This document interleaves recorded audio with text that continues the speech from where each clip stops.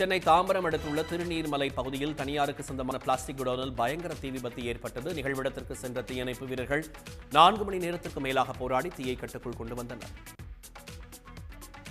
நீலகிரி மாவட்டம் சேனம்பாடியில் வீட்டில் இருந்த செல்போனை குரங்கு ஒன்று தூக்கிச் சென்றதால் பரபரப்பு நிலவியது. சஜிதா என்பவரின் செல்போனை குரங்கு தூக்கிச் சென்று கீழே வீசியதில் அந்த போன் உடைந்து சேதமடைந்தது. அட்டகாசம் செய்யும் குரங்குகளை கூண்டு வைத்து பிடிக்க மக்கள் கோரியுள்ளனர். அறந்தாங்கி அருகே கூத்தடிவயல் கிராமத்தில் ஐயனார் கோயில் புறவி எடுப்பு விழா விமர்சையாக நடைபெற்றது. விவசாயம் செழிக்க வேண்டியும் நினைத்த காரியம் நிறைவேற வேண்டியும் விரதமிருந்த பக்தர்கள் மண் குதிரைகளை சுமந்து சென்று ஐயனார் ஆலயத்தில் வைத்து வழிபட்டனர்.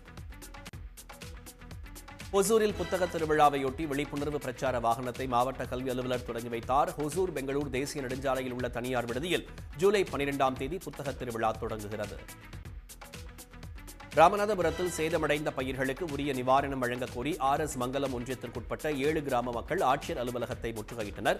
காப்பீடு செய்த பயிர்களுக்கு உடனடியாக பணம் வழங்க வேண்டும் என அவர்கள் ஆட்சியரிடம் மனு அளித்தனர்.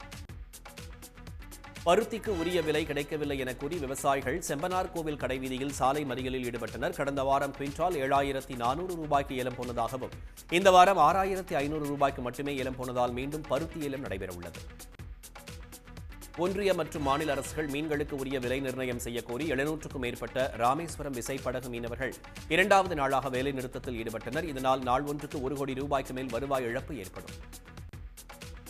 ஒசூர் அருகே லாரி விபத்தில் சிக்கிய நிலையில் அதில் இருந்த நாற்காலிகள் சாலையில் சிதறின. கர்நாடகாவிலிருந்து கிருஷ்ணகிரி நோக்கி பிளாஸ்டிக் சேர்கள் ஏற்றி வந்த லாரி மீது பேரண்டப்பள்ளி அருகே விபத்தில் சிக்கி கவிழ்ந்ததால் போக்குவரத்து பாதிக்கப்பட்டது.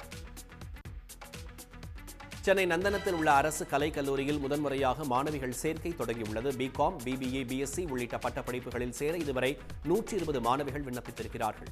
உடனுக்குடன் செய்திகளை தெரிந்து கொள்ள சன் நியூஸ் பெல் ஐகானை கிளிக் பண்ணுங்க.